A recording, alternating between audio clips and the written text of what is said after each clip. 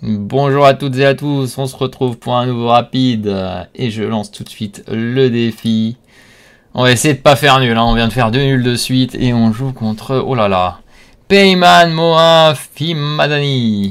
Allez, on a les blancs à nouveau et on va envoyer une petite trompeau, on va envoyer un peu des, des variantes compliquées. Oh bah il n'y aura pas de trompeau. Écoutez, on va prendre le centre. On va mettre le quai en C3, on va gérer les lignes agressives. Si vous voulez jouer plus solide, c'est plutôt C3. Ah, D5, qui joue ma ligne. Est-ce que je vais me souvenir? Je prends fou là pour regarder le pion. Il doit faire quai et BD7, je crois. Ok. Fou B3, prophylaxie. Dame F3 si on veut jouer pour le max. Dame G3, parce que quand il prend, il y a lui à la fin. A5, je crois... Il n'y a pas une ligne où il y a cavalier A4 ici? C'est ici, c'est pas ici. Je sais qu'il faut jouer dans le bon ordre parce que des fois il y a cavalier A4. Mais c'est pas ici, je crois que c'est avant, si je joue A5 avant, je crois. Et A5 normalement c'est A4 si je dis pas de bêtises. Quoi que cavalier A4. Est-ce que c'est intéressant ici, cavalier A4? Pas sûr, hein. Je vais peut-être pas me lancer sans savoir. Mais je sais qu'il y a une ligne où il y a cavalier A4. Et c'est peut-être pas celle-ci. Écoutez, on va jouer A4.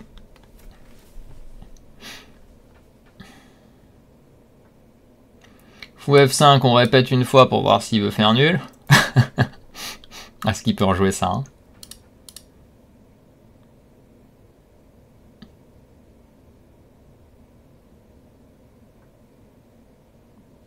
Dame D7, je crois qu'H3 maintenant, H3, H5, c'est ça?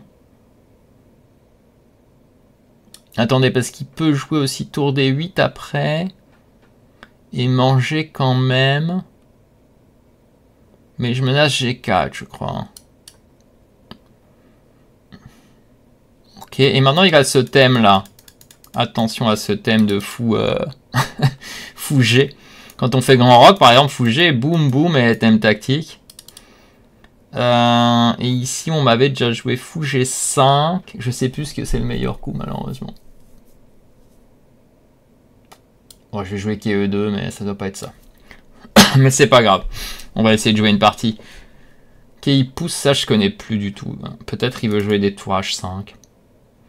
On peut jouer fou F4, fou E5 éventuellement. Ici, ça paraît être le plus standard. Fou G5, je suis pas sûr, mais on peut des fois jouer fou G5, prend F6, mais je crois que F6, une fois on est venu, on m'a pris, et je crois que F6 c'est bien, donc je vais jouer fou F4, et fou E5. Fou E5 paraît bon, non? Ah, en tout cas, attendez, s'il prend tout... Je peux aussi jouer quai B5, non? Ou il y a C6. C6 manche, quai C7, ouais, F8. Grand rock est très agressif. Alors attendez, on va déjà regarder s'il prend. Ok, je vais jouer fou E5, je crois. Fou E5. Bon, s'il rock, il y a peut-être H4. Je peux peut-être jouer sur le fait que je prends H4. S'il rock pas, s'il prend, j'ai ça. Fou E5, c'est standard, je pense. Mon fou est très fort. Je cloue. J'ai déjà 2 minutes de retard pendule. Tour H5, il connaît peut-être bien sa ligne, mais j'ai cavalier là, il fait tour G5 ou quoi? Écoutez, on va continuer dans la logique, je pense. On va essayer de jouer juste logique. On devrait être content de voir tour G5 arriver, je pense. Tour H7, très étrange. Ça, c'est le genre de partie que je peux très bien perdre parce que j'essaye d'optimiser et à un moment, je me trompe. En vrai, je crois qu'il veut jouer G5 éventuellement et G4 si je fais petit rock. Peut-être même G5, G4 si je rock pas. Et si je fais grand rock, pourquoi je serais pas bien sur grand rock? Grand rock me plaît bien. Et quai B5 maintenant? Non, il y a cette case, je peux pas jouer quai B5. Pourquoi je réfléchis à des coups bêtes comme ça?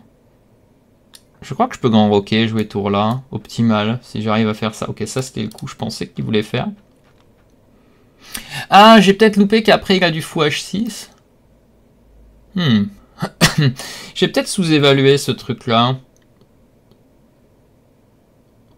Il connaît visiblement beaucoup mieux que moi. Je peux jouer quai D3 et jouer la dame là, je pense. Les 3, pas l'air fou. Attendez, quel est les 3? Quand je prends, j'attaque cette tour, donc c'est ça le truc. Hein. Quand il prend là, j'attaque cette tour. Et s'il prend des 5, je prends des 5, et le fou est en prise à la fin. Ok, je prends de la dame, j'attaque la tour, je pense. Ça menace fou F6. J'ai du dame B5 maintenant.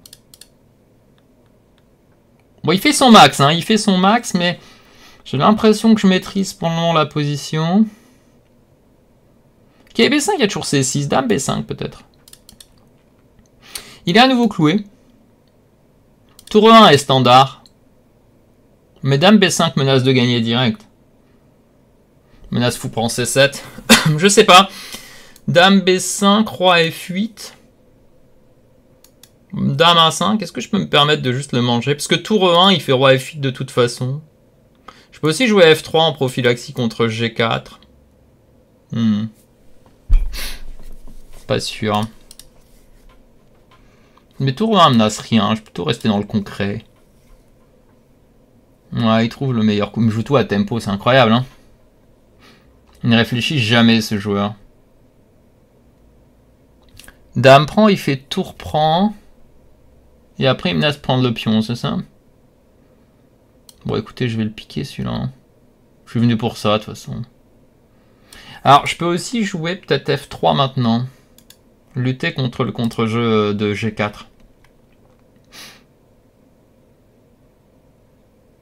Mais il prend B5, il prend D5. Non, mais je pense que je vais piquer le pion, hein, je suis venu pour ça. Il réfléchit jamais, hein. C'est scandaleux. Ok, il prend. On va calculer quand même ici. Mais je pense que je dois échanger. Puis prendre en C7 quelque part. Je vais garder le fou quand même, éventuellement. Si je prends tout, j'ai un pion de plus à la fin. Ouais. J'ai une finale avec un pion de plus. Et si je prends D5, il prend D5.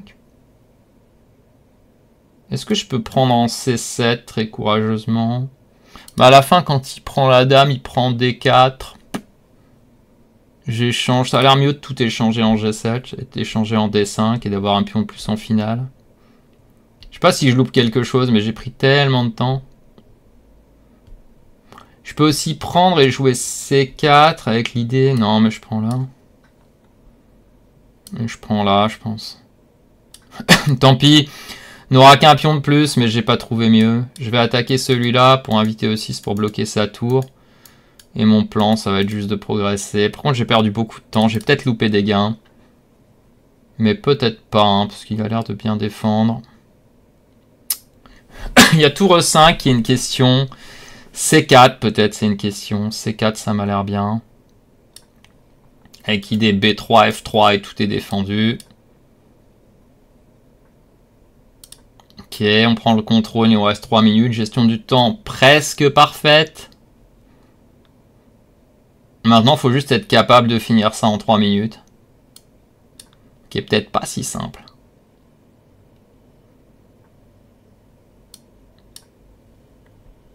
Peut-être j'aurais dû jouer des 5 là.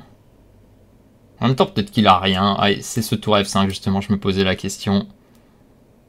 Est-ce que je peux pas juste jouer tour E4? Attends, je peux pousser d'abord, je pense. D5, ça a l'air bien. Donne du tour D4. Ok, peut-être pas sur tour F4, parce que sinon je me prends la seule tactique de la position. Et je veux juste pousser mon pion passé, peut-être maintenant. Sa tour est hors jeu. S'il peut pas casser mes pions, je peux peut-être juste partir dans B4 A5. A5 d'abord, certainement. Ah, il menace C6 peut-être ici. Peut-être je dois commencer par B4. C6 je prends, ouais, je pense B4 est bien. Ok, là je prends, je pense. Je vais avoir 2 pions liés. Je peux faire échec et tour D7.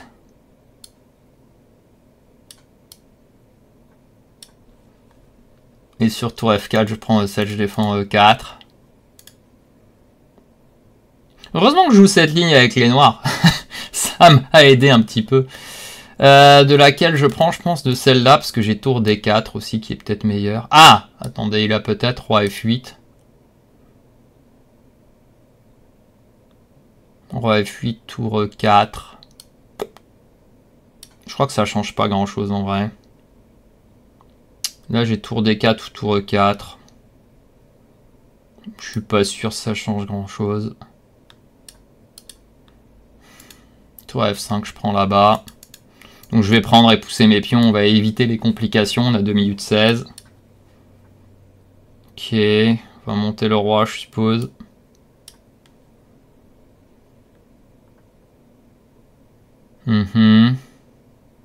On va juste pousser ou pousser celui-là. C'est quoi le mieux pour pousser ici? Roi qui monte? Non, parce qu'il peut... Comment on pousse au mieux? Peut-être tour D5. Et on joue à 5 et on prend de la tour. Peut-être le plus propre, on laisse 0 jeu. Ok. Waouh, une grosse partie. Pour ça qu'il faut faire nul de temps en temps. Il faut juste attraper ceux qui jouent des mauvaises lignes. Simplement.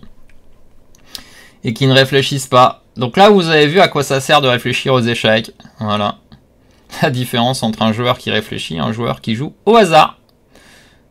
Mais, lui, il joue avec des connaissances. Vous avez vu, il joue une ligne très risquée, il prend tous les risques. Très risqué, il prend tous les risques. Et voilà, une petite partie rapide comme il faut. Un bon bilan là. Allez, espérons qu'on n'ait pas loupé trop de gains. Est-ce que j'ai bien joué? Je connais quand même un tout petit peu la ligne. Allez, dites-moi que j'ai rien loupé. Oh là là, presque la partie parfaite. Allez, ça fait plaisir. Je réfute ma ligne. Celle-ci. C'est beau. Je crois que j'ai pas fait d'erreur hein, dans cette partie. J'ai joué proprement. Hein. Alors là où je vais pas jouer comme une machine, c'est qu'à un moment je vais simplifier. La machine, elle va jouer mieux. Wow, 99, 95, 99. Ouais, ok, j'ai été beau là. Donc 99, 95, 6, 99. Et lui, 98, 3, il a le pouce. 87, 7 et 89, 6. Un massacre, hein. Donc je pourrais plus jouer cette ligne avec les noirs, hein. Je viens de montrer la réfute.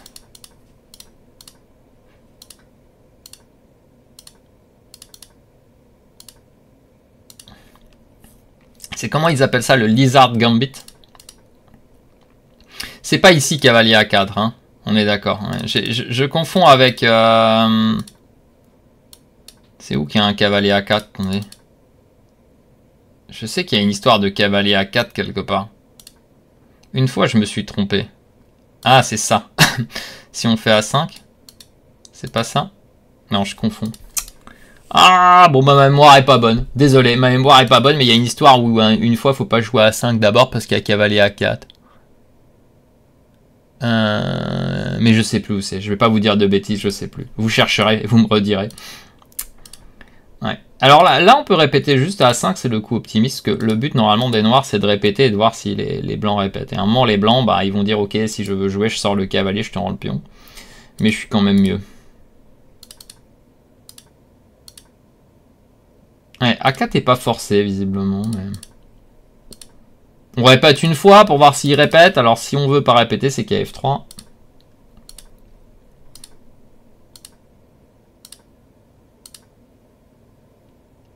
Ouais, petit roc, j'ai pas envie de jouer. J'ai l'impression que ça lui laisse son seul espoir. Et pour D8, ouais, il faut jouer grand roc. J'avais joué avec grand roc, moi, dans la ligne que j'avais joué. Quand j'ai joué en partie lente, j'avais joué grand roc dans ce genre de position. Mais j'avais pas joué H4. Je sais pas si H4 il est forcé. Je crois pas. Voilà, grand roc, c'est ce que moi j'avais travaillé pour les noirs. Très risqué, mais voilà. C'était ça ma ligne tendue. Avec une idée un jour d'ouvrir la position. Et de récupérer le pion, hein, bien sûr. C'est quand même l'idée. Le seul inconvénient ici, c'est que si on récupère, vous voyez, on a quand même fait un grand roc assez risqué. C'est ça le problème. Mais lui joue de manière plus optimiste et on le punit. Hein. Ouais, on l'a bien puni quand même dans cette partie. Hein. Ouais, ici, il n'aime pas de dame B5. Ouais, voilà. Mais ça, c'est un coup un peu de simplification. Vous voyez, lui, il trouve des trucs beaucoup plus tendus. G3. Ok, roi B1, je suis d'accord. Ok, B5, j'avais peur que cette ligne soit compliquée. Pas envie de mettre un quai en C7. Qui a envie de calculer ça? Pas moi, en tout cas.